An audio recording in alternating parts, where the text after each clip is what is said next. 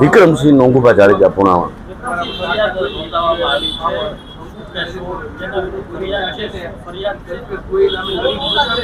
ગોંડલ તાલુકાના પુણાવા ગામે survey number 106 અને સર્વે નંબર 203 પૈકીના માંડી અને ગૌચર લગી મોટા પાયે ખનીજ ચોરી થઈ છે અને એ ખનીજ ચોરીમાં નામદાર કલેક્ટર સાહેબ દ્વારા તપાસના આદેશ થયા છે. માપણી કરી દંડની કામગીરી વસૂલવાના અને પોલીસ કાર્યવાહી કરવાના કલેક્ટર સાહેબ દ્વારા આદેશ થયા છે.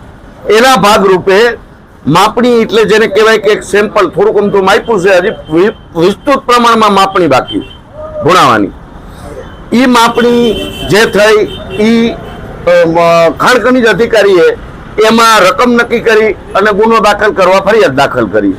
એ ફરિયાદના આધારે એફઆઈઆર થઈ. ફરિયાદ દાખલ કરી 10 તારીખે. 18 દિવસ બાદ પોલીસે તપાસ કરી અને એફઆઈઆર નોંધી. એફઆઈઆર નોંધાયા બાદ આરોપી નંબર 1 કે જેઓ જિલ્લા પંચાયતના સભ્ય રહી ચૂક્યા છે, કારોબારીના ચેરમેન રહી ચૂક્યા છે, એનું આરોપી નંબર 1 ક્રમ નંબર 1 ઉપર એફઆઈઆરમાં નામ છે કે જે 2 નંબર નામ છે એ તાલુકા પંચાયતના કારોબારીના ભૂતપૂર્વ ચેરમેન છે. આરોપી નંબર 2 સિદ્ધરાજસિંહ નીરુભા જાડેજા એ સહિત 6 શખ્સોના નામ છે. એમાં હજી વધુ પુરાવા તપાસ કરી વધુ આરોપીઓ છેલ્લી 2 ટર્મની ગ્રામ પંચાયતો સંડોવાશે. 2 ગ્રામ પંચાયતના સત્તાધીશો પદાધિકારી અધિકારી એ સંડોવા છે અને બહુ લાંબુ લિસ્ટ બનશે. બહુ જબરું અકલ્પિત આંકડો બહાર આવશે ખનીજ ચોરીનો.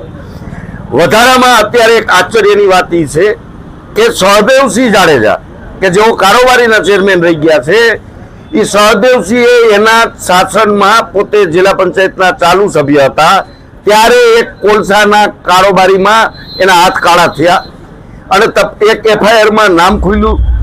એમાં એના આગોતરા મૂક્યા, આગોતરા ન મળ્યા. સેશન કોર્ટમાંથી 420 જેવી કલમમાં જામીન મુક્ત છે.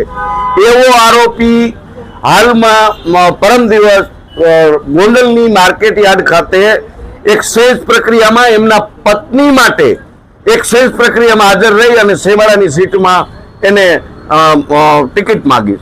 બહુ દુઃખ સાથે કહેવું પડે કે આ સહદેવસિંહ ભૂતકાળમાં વિધાનસભામાં ધારાસભાના દાવેદાર હતા. આ એટલા કૌભાંડને સત્તા હાટુથી કે સત્તા હોય તો એ સલામત રહે, ધંધા જાકુબના છે, એક ધંધો કાયદેસરનો છે નહીં, એટલા માટે સત્તાના પડખે બેવા હાટુથી તાલુકા પંચાયતની ટિકિટ માંગી છે. એની એમના પત્ની માટે. એમના પત્ની એટલે લાખો કરોડો રૂપિયાનો 3 વર્ષથી ભ્રષ્ટાચાર સાબિત થયો ગ્રામ પંચાયતના સરપંચમાં કે જેને એક મલ્ટીમીડિયા કંપનીએ બેસ્ટ વિલેજનો એવોર્ડ આપ્યો છે. પણ ત્યાં તપાસ અહેવાલ મીડિયા કહે તો મીડિયા અમે રજૂ કરવું કે તાલુકા પંચાયતનો તપાસ અહેવાલમાં ભ્રષ્ટાચાર સાબિત થયો. 11 દિવસ ઉપવાસ આંદોલન કર્યા પછી સીટની રચના થઈ છે. એનો તપાસ અહેવાલ તો જો અને હજી ત્યાં ટિકિટ જોઈ અને હજી ત્યાં ટિકિટ હાટું જાય. દુઃખની વાત એ છે. અને છતાંય ભાજપને આવા શેબડાની સીટ ઉપર જો આવા ઉમેદવારની જરૂર હોય છે તો એની સામે મારા મહિલા અનામત છે તો એની સામે મારા પરિવારના કોઈ પણ મહિલા એક અપક્ષ ઉમેદવારી કરશે. એફઆઈઆર સિવાય કોઈ મારું નિવેદન એ નોંધવામાં આવ્યું નથી, પણ મેં મારા સોગંદનામાથી મારી નિવેદનની સંપૂર્ણ વિગત વિશેષ નિવેદન મેં રજૂ રાખ્યું છે. અને મને રાજકોટના જાંબાજ અધિકારી આઈપીએસ ગુર્જર સાહેબ, એસપી સાહેબ ખૂબ સારા અધિકારી છે, પ્રામાણિક છે. એ જ રીતે જેના નામથી ગુનેગારો ગામ મૂકી દે એવા રાય સાહેબ ઉપર મને વિશ્વાસ છે કે એ 2 અધિકારીઓ મારી ફરિયાદને ન્યાય અપાવશે. 4 વર્ષની ફરિયાદ છે, 4 વર્ષની. પણ સત્તાની બગલમાં બેઠા હતા. જેવી મુદત પૂરી થઈ ભેગી એફઆઈઆર થઈ.